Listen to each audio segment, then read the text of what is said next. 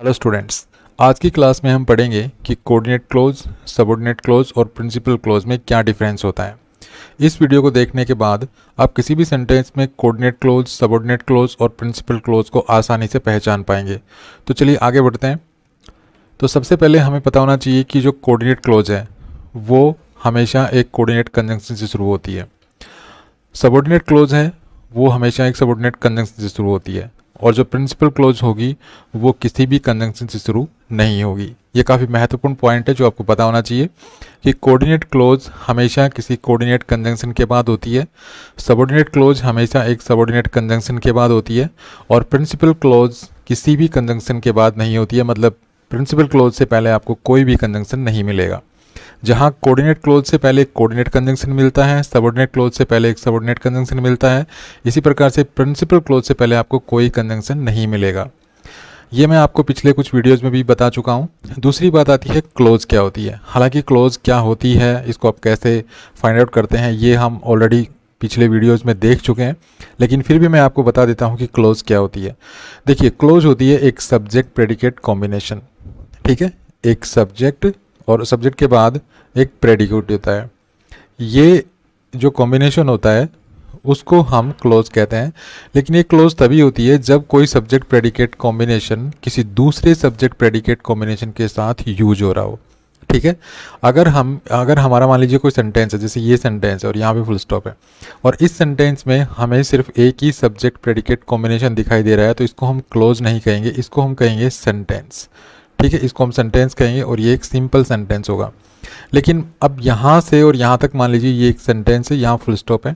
ठीक है, और यहाँ पर आपको यहाँ से लेके और यहाँ तक दो सब्जेक्ट प्रेडिकेट कॉम्बिनेशन दिखाई दे रहे हैं, या आप समझ सकते हैं एक से ज़्यादा सब्जेक्ट प्रेडिकेट कॉम्बिनेशन दिखाई दे रहे हैं। ठीक है, ये एक सब्जेक्ट प्रेडिकेट कॉम्बिनेशन है, और उसके बाद यहाँ पे आपको कोई कंजंक्शन है, और उसके बाद एक सब्जेक्ट प्रेडिकेट बाद में दिखाई दे रहा है आपको। तो अब यहाँ पे दो क्लोज हो गई। ठीक है, अब यहाँ पे हर सब्जेक्ट प्रेडिकेट कॉम्बिनेशन एक क्लोज है अपने आप में। ठीक है, तो दो क्लोजेज हो गई। तो इस प्रकार से हम क्लोज को फाइंड आउट करते हैं। क्लोज एक सब्जेक्ट प्रेडिकेट कॉम्बिनेशन होता है, लेकिन वो सब्जेक्ट प्रेडिकेट कॉम्बिनेशन किसी दूसरे सब्जेक्ट प्रेडिकेट कॉम्बिनेशन के साथ ही यूज हुआ हो। इस तरह से आपको क्लोज को पहचानना है। तो अभी हमने यहाँ पे पढ़ा है कि जो हमारी कोऑर्डिनेट क्लोज होती है वो एक कोऑर्डिनेट कंजंक्शन के बाद होती है। ठीक है, सबऑर्डिनेट क्लोज जो होती है वो एक सबऑर्डिनेट कंजंक्शन के बाद होती है, और प्रिंसिपल क्लोज जो होती है वो किसी भी कंजंक्शन के बाद नहीं होती है। मतलब प्रिंसिपल क्लोज से पहले आपको कोई भी कंजंक्शन नहीं मिलेगा। ये कुछ बेसिक सी बातें हैं, काफ़ी इंपॉर्टेंट बातें हैं। जब तक आपको इन बातों का नहीं पता होगा, आप क्लोज के बारे में ना पढ़ सकते हैं ना क्लोज को फाइंड आउट कर सकते हैं। ठीक है, चलिए आगे बढ़ते हैं। उसके बाद हम देख लेते हैं कोऑर्डिनेट कंजंक्शंस कौन से होते हैं, क्योंकि जब आपको यही नहीं पता होगा कि कोऑर्डिनेट कंजंक्शन मतलब कोई शब्द कोऑर्डिनेट कंजंक्शन है, तभी तो आप कह पाएंगे कि कोऑर्डिनेट क्लोज है। तो कंजंक्शन के बारे में भी आपको अच्छी तरह से पता होना चाहिए। तो मैं आपको यहाँ पे ब्रीफली थोड़ा सा कोऑर्डिनेट कंजंक्शन और सबऑर्डिनेट कंजंक्शन के बारे में भी बता देता हूँ। तो देखिए, ये कुछ शब्द हैं जो कोऑर्डिनेट कंजंक्शन का काम करते हैं। मतलब हम इनको कोऑर्डिनेट कंजंक्शन की तरह यूज करते हैं। फॉर, एंड, नॉर, बट, और, यट, सो, और एक और है स्टिल। ठीक है, ये जो कंजंक्शंस हैं इनको हम कोऑर्डिनेट कंजंक्शंस कहते हैं। इन कंजंक्शंस को याद करने के लिए आपको ये शब्द याद कर लेना है। इस शब्द का हर लेटर एक कंजंक्शन को रिप्रेजेंट कर रहा है। जैसे एफ से निकलता फॉर, ए से एंड, एन से नॉर, बी से बट, ओ से और, वाई से यट, और एस से सो या स्टिल। अब ये जितने भी कंजंक्शंस हैं ये सभी कोऑर्डिनेट कंजंक्शंस हैं। ठीक है, फॉर, एंड, नॉर, बट, और, यट, सो या स्टिल, ये जो कंजंक्शंस हैं ये सभी कोऑर्डिनेट कंजंक्शंस हैं। और इन कंजंक्शंस के बाद अगर कोई सब्जेक्ट प्रेडिकेट आपको मिलता है, वो सब्जेक्ट प्रेडिकेट क्या होगा, एक कोऑर्डिनेट क्लोज होगी। ठीक है, फिर से सुन लीजिए, इन कंजंक्शंस के बाद अगर आपको कोई भी सब्जेक्ट प्रेडिकेट मिलता है तो वो सब्जेक्ट प्रेडिकेट कॉम्बिनेशन एक क्लोज होगी, और उसको हम किस क्लोज से जानेंगे, कोऑर्डिनेट क्लोज के नाम से, वो एक कोऑर्डिनेट क्लोज होगी। उसके बाद बात करते हैं सबऑर्डिनेट कंजंक्शन। तो ये जो आपको सामने दिखाई दे रही है सभी सबऑर्डिनेट कंजंक्शंस हैं। इन कंजंक्शंस के बाद अगर आपको कोई सब्जेक्ट प्रेडिकेट कॉम्बिनेशन दिखाई दे रहा है तो वो सब्जेक्ट प्रेडिकेट कॉम्बिनेशन एक सबऑर्डिनेट क्लोज होगी। ठीक है, एक सबऑर्डिनेट क्लोज होगी। और जो भी सबऑर्डिनेट क्लोज होती हैं उनसे जो सेंटेंस बनता है वो एक कॉम्प्लेक्स सेंटेंस होता है। ठीक है, जैसे एक चीज़ और है जो यहाँ पे आपको इंपॉर्टेंट है समझनी, वो क्या है कि कोऑर्डिनेट क्लोज और सबऑर्डिनेट क्लोज। ठीक है, कोऑर्डिनेट क्लोज और सबऑर्डिनेट क्लोज। मैं यहाँ पे आपको समझा देता हूँ। जब भी कोई कोऑर्डिनेट क्लोज होगी, कोऑर्डिनेट क्लोज और सबऑर्डिनेट क्लोज, सबऑर्डिनेट क्लोज, ठीक है। तो जब भी कोई सबऑर्डिनेट क्लोज और कोऑर्डिनेट क्लोजेस होंगी, इनसे पहले एक प्रिंसिपल क्लोज का होना अनिवार्य है। मतलब हमेशा आपको एक प्रिंसिपल क्लोज जरूर मिलेगी, ठीक है। क्या मिलेगी? Principal clause. यहाँ पे आपको एक प्रिंसिपल क्लोज भी मिलेगी, ये प्रिंसिपल क्लोज है, ठीक है। प्रिंसिपल क्लोज के साथ ही कोऑर्डिनेट क्लोज और सबऑर्डिनेट क्लोजेस आती हैं। ये जो प्रिंसिपल क्लोज है ये किसी भी कंजंक्शन से शुरू नहीं मिलेगी, लेकिन ये जो कोऑर्डिनेट क्लोज और सबऑर्डिनेट क्लोज हैं ये कंजंक्शन से शुरू मिलती है। मतलब कंजंक्शन के बाद ये कोऑर्डिनेट और सबऑर्डिनेट क्लोजेस होती हैं।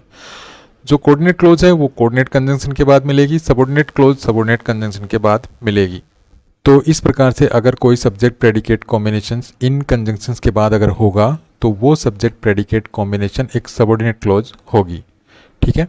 और वो सबऑर्डिनेट क्लोज और उस सबऑर्डिनेट क्लोज के साथ एक प्रिंसिपल क्लोज होगी। वो प्रिंसिपल क्लोज और सबऑर्डिनेट क्लोज मिल करके क्या कहेंगे हम उस सेंटेंस को? एक कॉम्प्लेक्स सेंटेंस। और अगर किसी प्रिंसिपल क्लोज के साथ अगर कोई कोऑर्डिनेट क्लोज है तो उस सेंटेंस को क्या कहेंगे? Compound sentence. तो आइए अब कुछ एग्जांपल्स लेते हैं। जैसे ये सेंटेंस देखिए, Sohan is writing a letter. अब इस सेंटेंस में सोहन जो है ये एक सब्जेक्ट है, ठीक है। सोहन जो है ये सब्जेक्ट है और ये जो बच गया इज राइटिंग ए लेटर ये एक प्रेडिकेट है, ये यहाँ पर एक प्रेडिकेट है। तो जहाँ तक इस सेंटेंस का सवाल है, सेंटेंस कहाँ से कहाँ तक है? यहाँ से लेके और यहाँ तक, ठीक है। इस सेंटेंस में एक सब्जेक्ट है और एक प्रेडिकेट है, मतलब हमारे पास एक सब्जेक्ट प्रेडिकेट कॉम्बिनेशन है, ठीक है। तो इस सेंटेंस में कोई क्लोज नहीं है, ये एक सिंपल सेंटेंस है, इसमें कोई क्लोज नहीं है।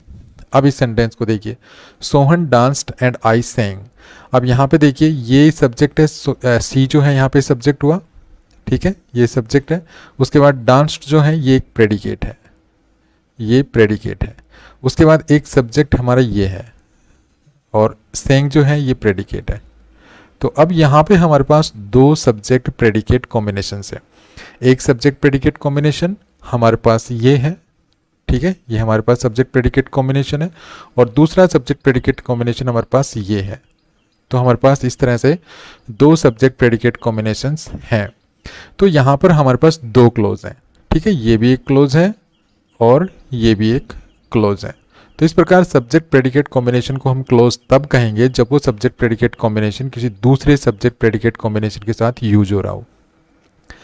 अब बात करते हैं कि कौन सी क्लोज के साथ कंजंक्शन है, कौन सी के साथ नहीं है। तो हम यहाँ देख पा रहे हैं कि ये जो क्लोज है, फर्स्ट जो क्लोज है, इससे पहले कोई कंजंक्शन नहीं है। तो ये जो क्लोज हुई ये कैसी क्लोज हुई? Principal clause. इसको हम कहेंगे प्रिंसिपल क्लोज। और ये जो क्लोज है, ये जो सेकंड जो क्लोज है, इससे पहले कंजंक्शन आ रहा है एंड, तो इसको हम कहेंगे कोऑर्डिनेट क्लोज। और कोऑर्डिनेट क्लोज क्यों कहेंगे? सबऑर्डिनेट क्लोज क्यों कहेंगे? क्यों नहीं कहेंगे? क्योंकि ये जो कंजंक्शन है एंड, ये एक कोऑर्डिनेट कंजंक्शन है, ठीक है, ये यहाँ पर एक कोऑर्डिनेट कंजंक्शन है। तो अब ये जो क्लोज है आई सेंग, इससे पहले हम कंजंक्शन देख रहे हैं, ठीक है। तो प्रिंसिपल क्लोज से पहले तो कोई कंजंक्शन मिलेगा नहीं, कंजंक्शन मिलेगा हमेशा दूसरी क्लोज से पहले। तो हम वो कंजंक्शन देखेंगे कि वो कंजंक्शन किस टाइप का है। अगर वो कंजंक्शन कोऑर्डिनेट कंजंक्शन है तो कोऑर्डिनेट कंजंक्शन के बाद जो क्लोज होगी वो कैसी क्लोज होगी? Coordinate close. और अगर वो कंजंक्शन सबऑर्डिनेट कंजंक्शन है तो सबऑर्डिनेट कंजंक्शन के बाद वो क्लोज होगी वो होगी सबऑर्डिनेट क्लोज, ठीक है। तो ये यहाँ पे कैसी क्लोज हुई? ये यहाँ पे हुई कोऑर्डिनेट क्लोज, ठीक है, कोऑर्डिनेट क्लोज। तो इस तरह से कंजंक्शन का बहुत महत्वपूर्ण रोल होता है क्लोज को पहचानने में। और ये जो सेंटेंस हुआ यहाँ से लेके यहाँ तक, ये जो सेंटेंस हुआ इसको हम कहेंगे कंपाउंड सेंटेंस। क्या कहेंगे? Compound sentence. तो आई होप आपको ये चीज़ें समझ में आई होंगी। अब आगे बढ़ते हैं, तो ये सेंटेंस देखते हैं, ही thought that he was mistaken. अब यहाँ पे देखिए एक सब्जेक्ट ये है, ठीक है, ये सब्जेक्ट का प्रेडिकेट है। अब दूसरा सब्जेक्ट है ही और ये इसका प्रेडिकेट है, ही वॉज मिस्टेकन, ये यहाँ पे प्रेडिकेट है। अब यहाँ पर भी हमारे पास दो सब्जेक्ट प्रेडिकेट कॉम्बिनेशंस दिखाई दे रहे हैं। तो हमारे पास यहाँ पे दो क्लोज हो गई, एक क्लोज हो गई ये ही थॉट और दूसरी क्लोज हो गई दैट ही वॉज मिस्टेकन, ये दूसरी क्लोज हो गई, ठीक है, दो क्लोजेज हो गई। अब हम देख लेते हैं कौन सी क्लोज से पहले कंजंक्शन है, कौन सी क्लोज से पहले कंजंक्शन नहीं है। तो ही थॉट से पहले कोई कंजंक्शन नहीं है, तो ये हमारी हो गई प्रिंसिपल क्लोज, ठीक है। और इस क्लोज से पहले ही वॉज मिस्टेकन, इस क्लोज से पहले कंजंक्शन है दैट, दैट एक सबऑर्डिनेट कंजंक्शन है। तो ये जो क्लोज हुई ये कैसी क्लोज हुई? सबऑर्डिनेट क्लोज, ठीक है, सबऑर्डिनेट क्लोज। तो इस तरह से हम क्लोज को अच्छी तरह से फाइंड आउट कर सकते हैं कंजंक्शन की मदद से। हमें पता होना चाहिए कि ये जो शब्द है ये इस टाइप का कंजंक्शन है, ठीक है। कोऑर्डिनेट क्लोज और सबऑर्डिनेट क्लोज हमेशा किसी कंजंक्शन के बाद मिलेंगी और प्रिंसिपल क्लोज किसी भी कंजंक्शन के बाद नहीं मिलेगी। आइए अब एक और महत्वपूर्ण जो चीज़ है मैं इस क्लोजेस के बारे में वो आपको समझाता हूँ। तो देखिए, ये हमने यहाँ पर इस सेंटेंस को तो छोड़ दीजिए, ठीक है, इस सेंटेंस को तो छोड़ दीजिए, इसको हमें नहीं यहाँ पे कंसिडर करना है क्योंकि ये एक कॉम्प्लेक्स सेंटेंस भी नहीं है और ये कंपाउंड सेंटेंस भी नहीं है क्योंकि इसमें कोई क्लोज नहीं बन रही है। हम इस सेंटेंस को लेते हैं, सी डांस्ड एंड आई सेंग। तो देखिए यहाँ पर ये एक प्रिंसिपल क्लोज है, ठीक है, ये यहाँ पे प्रिंसिपल क्लोज है और ये यहाँ पे एक कोऑर्डिनेट क्लोज है, आई सेंग। तो ये यहाँ पे एक कोऑर्डिनेट क्लोज है, ठीक है। अब देखिए, अगर कोई कोऑर्डिनेट क्लोज होगी तो उसका प्रिंसिपल क्लोज से कोई लेना देना नहीं होगा, ठीक है। प्रिंसिपल क्लोज से कोई लेना देना नहीं होगा कोऑर्डिनेट क्लोज का।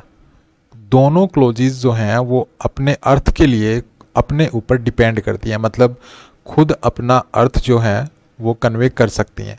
किसी भी क्लोज को अपने अर्थ के लिए किसी दूसरी क्लोज पे डिपेंड नहीं रहना पड़ता अगर सेंटेंस में, मतलब सेंटेंस हमारा कंपाउंड सेंटेंस है और उसमें एक प्रिंसिपल क्लोज है और कोऑर्डिनेट क्लोज है। तो ना तो प्रिंसिपल क्लोज को अपने अर्थ के लिए कोऑर्डिनेट क्लोज पे डिपेंड रहना पड़ता है और ना ही कोऑर्डिनेट क्लोज को अपने अर्थ के लिए सब जो है प्रिंसिपल क्लोज पे डिपेंड रहना पड़ता है। दोनों क्लोजेस अपने आप में फ्री हैं, दोनों का जो अर्थ है वो, मतलब दोनों का जो वेटेज है वो इक्वल है, ठीक है।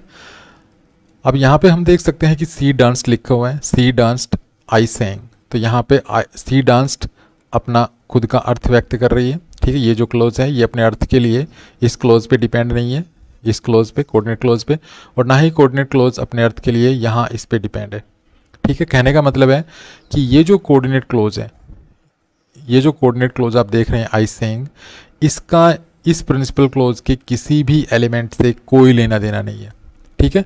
अब सबऑर्डिनेट क्लोज का कैसे लेना देना होगा वो मैं अभी आपको समझाऊंगा, लेकिन फिलहाल आप ये समझ लीजिए कि जो कोऑर्डिनेट क्लोज है इसका इस प्रिंसिपल क्लोज से कोई लेना देना नहीं, इसके किसी भी एलिमेंट से कोई लेना देना नहीं है, ठीक है। लेकिन यहाँ पे आ जाइए आप इस सेंटेंस पे। अब इसमें यहाँ पे ये प्रिंसिपल क्लोज है और ये यहाँ पे है सबऑर्डिनेट क्लोज। तो सबऑर्डिनेट क्लोज का प्रिंसिपल क्लोज के किसी न किसी एलिमेंट से कोई लेना देना जरूर होगा। सेंटेंस को देखिए फिलहाल तो हम इस सेंटेंस को देख पा रहे हैं, इसको सी डांस्ड एंड आई सेंग।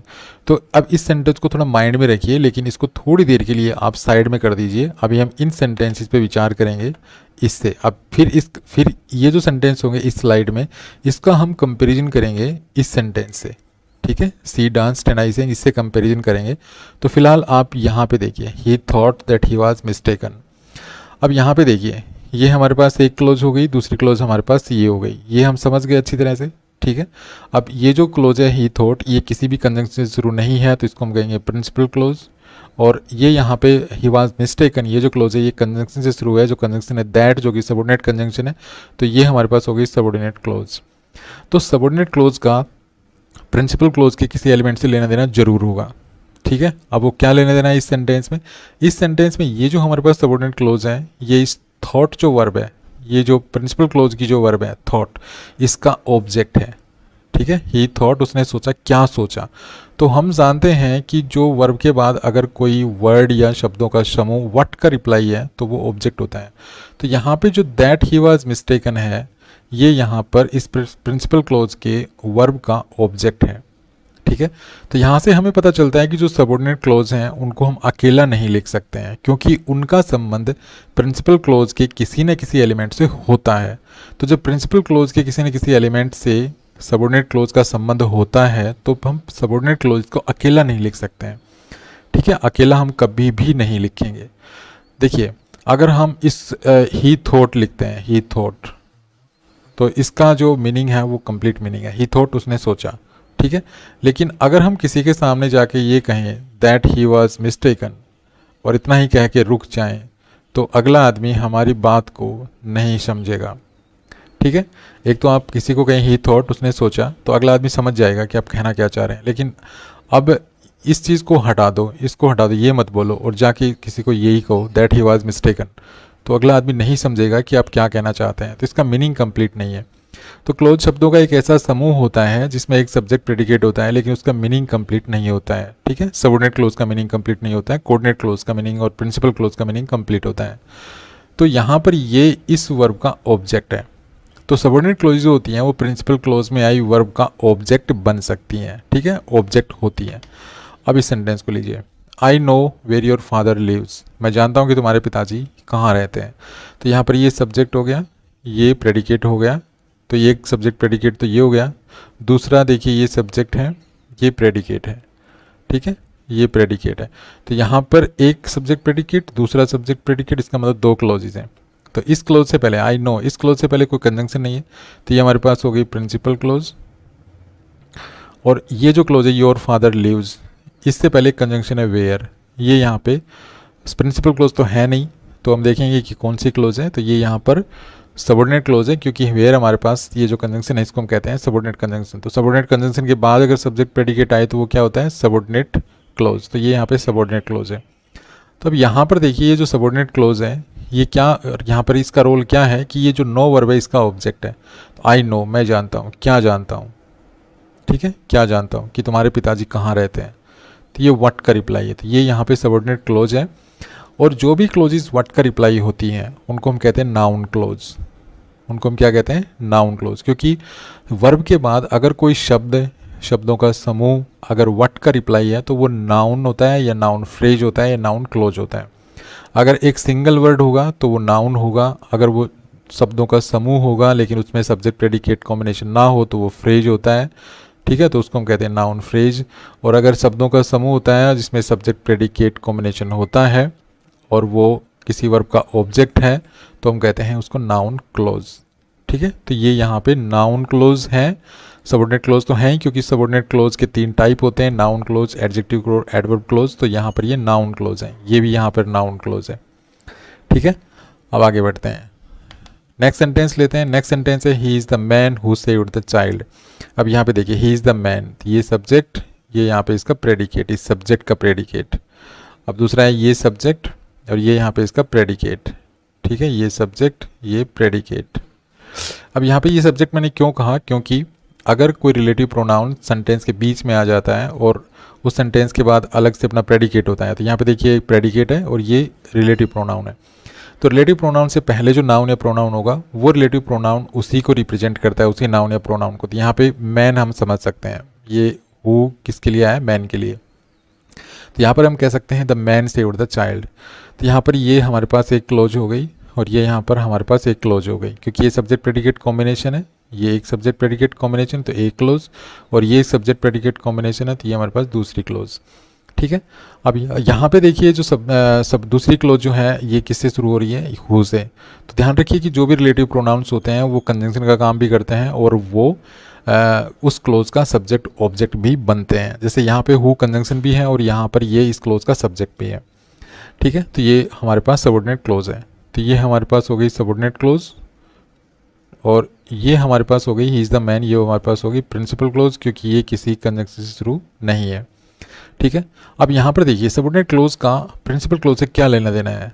यहाँ पर ये जो सबऑर्डिनेट क्लोज है ये प्रिंसिपल क्लोज के ये जो नाउन है इसको डिफाइन कर रही है। ठीक है, इसके बारे में हमें एक्स्ट्रा इन्फॉर्मेशन दे रही है। तो यहाँ पर भी कहीं ना कहीं जो सबऑर्डिनेट क्लोज है उसका लेना देना प्रिंसिपल क्लोज के किसी शब्द से है। जैसे यहाँ पर ये जो सबऑर्डिनेट क्लोज थी इसका संबंध, इसका लेना देना था किससे, था इस वर्ब से, क्योंकि ये इस वर्ब का ऑब्जेक्ट बन के यूज हो रही है। अब यहाँ पर भी देखिए ये सबऑर्डिनेट क्लोज है, इसका लेना देना है प्रिंसिपल क्लोज के किसी शब्द से। किससे लेना देना है, नो से, क्योंकि नो का ऑब्जेक्ट बनकर आ रही है। अब यहाँ पर ये सबऑर्डिनेट क्लोज है, तो सबऑर्डिनेट क्लोज का लेना देना है किससे है, प्रिंसिपल क्लोज में आए इस मैन नाउन से। ठीक है, क्योंकि इस मैन नाउन को एक्सप्लेन कर रही है, इसके बारे में हमें एक्स्ट्रा इन्फॉर्मेशन दे रही है। तो इस प्रकार से सबऑर्डिनेट क्लोजेज जो होती हैं उनका लेना देना प्रिंसिपल क्लोज में आए किसी शब्द से अवश्य होता है। चलिए एक और सेंटेंस लेते हैं और ये सेंटेंस है the doctor reached after the patient had died. अब यहाँ पे देखिए द डॉक्टर, ये हमारे पास सब्जेक्ट है, रीच्ड ये हमारे पास इस सब्जेक्ट का प्रेडिकेट है। उसके बाद ये देखिए द पेशेंट, ये हमारे पास सब्जेक्ट है, हैड डाइड ये हमारे पास प्रेडिकेट है। ठीक है, अब ये जो क्लोज है सब्जेक्ट प्रेडिकेट कॉम्बिनेशन हमारे पास हो गया एक, तो ये हमारे पास फर्स्ट क्लोज हो गई। और ये subject predicate combination the doctor reached, ये दूसरे सब्जेक्ट प्रेडिकेट कॉम्बिनेशन के साथ यूज हो रहा है, ये दूसरा सब्जेक्ट प्रेडिकेट कॉम्बिनेशन है। तो हिसाब से ये भी हमारे पास क्लोज हो गई और ये भी हमारे पास क्लोज हो गई। ठीक है, दो क्लोज हो गई। अब ये जो द डॉक्टर रीच्ड, ये जो क्लोज है फर्स्ट क्लोज है, इससे पहले कोई कंजंक्शन नहीं है, तो ये हमारे पास हो गई प्रिंसिपल क्लोज। और ये जो क्लोज है द पेशेंट हैड डाइड, इससे पहले एक कंजंक्शन है आफ्टर एक सबऑर्डिनेट कंजंक्शन है, तो ये हमारे पास हो गई सबऑर्डिनेट क्लोज। ठीक है, ये हमारे पास सबऑर्डिनेट क्लोज हो गई। तो अब देखते हैं सबऑर्डिनेट क्लोज का प्रिंसिपल क्लोज के किस वर्ड से लेना देना है। तो यहाँ पर हम देख रहे हैं कि ये जो सबऑर्डिनेट क्लोज है after the patient had died, इसका लेना देना है रीच्ड वर्ब से। अब क्या कर रही है ये सबऑर्डिनेट क्लोज का लेना देना कैसे है इस रीच्ड वर्ब से, तो यहाँ पर ये जो क्लोज है, ये सबऑर्डिनेट क्लोज है, ये बता रही है कि रीच वर्ब का टाइम क्या है, क्या टाइम क्या था। ठीक है, मतलब द डॉक्टर रीच्ड, डॉक्टर पहुँचा, कब पहुँचा, रोगी के मरने के बाद। तो ये जो क्लोज है हमारे पास after the patient had died, ये टाइम बता रही है। और टाइम हम किसका बताते हैं, एक्शन का। और एक्शन क्या, एक्शन को रेफर करने वाला शब्द कौन सा होता है, वर्ब। तो यहाँ पर ये इस वर्ब के बारे में हमें एक्स्ट्रा इन्फॉर्मेशन दे रही है, ये जो क्लोज है ये। तो इस प्रकार से जो प्रिंसिपल क्लोजेज होती हैं वो किसी कंजंक्शन से शुरू नहीं होती हैं। ठीक है, कोऑर्डिनेट क्लोज और सबऑर्डिनेट क्लोज किसी न किसी कंजंक्शन से शुरू होती हैं। और जो भी सबऑर्डिनेट क्लोजेज होती हैं उनका संबंध प्रिंसिपल क्लोज में आए किसी शब्द से जरूर होता है। जैसे ये सबऑर्डिनेट क्लोज थी तो इसका संबंध इस थॉट वर्ब से था, ये थॉट वर्ब का ऑब्जेक्ट है ये क्लोज, तो ऑब्जेक्ट होगी तो नाउन होगा, क्योंकि ऑब्जेक्ट हमेशा नाउन बनते हैं, तो इसको हम कहेंगे नाउन क्लोज।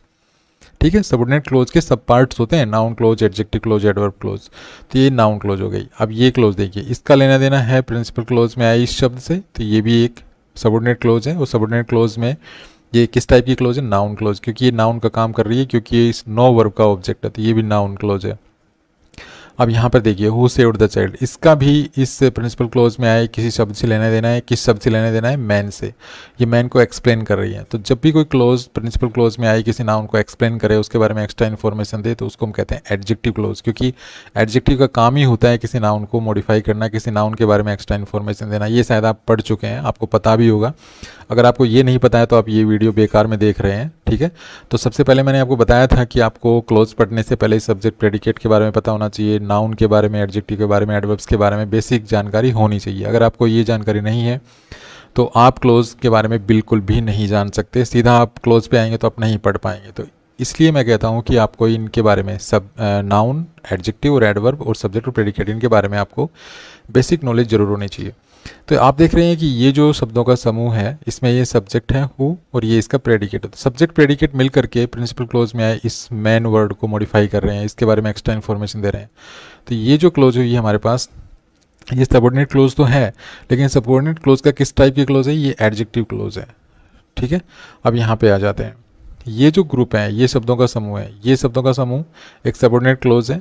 क्यों है सबऑर्डिनेट क्लोज, क्योंकि ये सबऑर्डिनेट कंजंक्शन से शुरू है। यहाँ पर भी देखिए सबऑर्डिनेट कंजंक्शन से शुरू थी ये क्लोज, यहाँ पर ये सबऑर्डिनेट कंजंक्शन से शुरू थी, यहाँ पर ये सबऑर्डिनेट कंजंक्शन से शुरू थी। तो सबऑर्डिनेट कंजंक्शन से शुरू है ये क्लोज, तो इसको हम कहेंगे सबऑर्डिनेट क्लोज। अब सबऑर्डिनेट क्लोज का लेना देना प्रिंसिपल क्लोज में आए किसी शब्द से जरूर होगा। अब इसका लेना देना किससे, रीच्ड वर्ब से। ये क्या बता रही है कि जो एक्शन हुआ वो कब हुआ, तो ये टाइम बता रही है। तो जब भी वो टाइम बताए कोई ऐसे कोई क्लोज, तो इसको हम कहेंगे सबऑर्डिनेट क्लोज। अर्थात सबऑर्डिनेट क्लोज का किस टाइप का क्लोज है, वो है एडवर्ब क्लोज। ठीक है, तो ये यहाँ पे इस तरह से हमें क्लोज को अच्छी तरह से जानना है, पहचानना है। अब आ जाते हैं हम इस सेंटेंस पे। देखिए इस सेंटेंस पे यहाँ पर क्या हो रहा है कि ये जो है ये हमारी प्रिंसिपल क्लोज है, आई सेइंग, ये हमारी कोऑर्डिनेट क्लोज है। अब जिस तरह से हमने सबऑर्डिनेट क्लोज के संबंध या सबऑर्डिनेट क्लोज का लेना देना प्रिंसिपल क्लोज में किस शब्द से कैसे है वो अभी पढ़ा, इस प्रकार का संबंध जो है इस कोऑर्डिनेट क्लोज का आपको नहीं मिलेगा किसी भी शब्द से।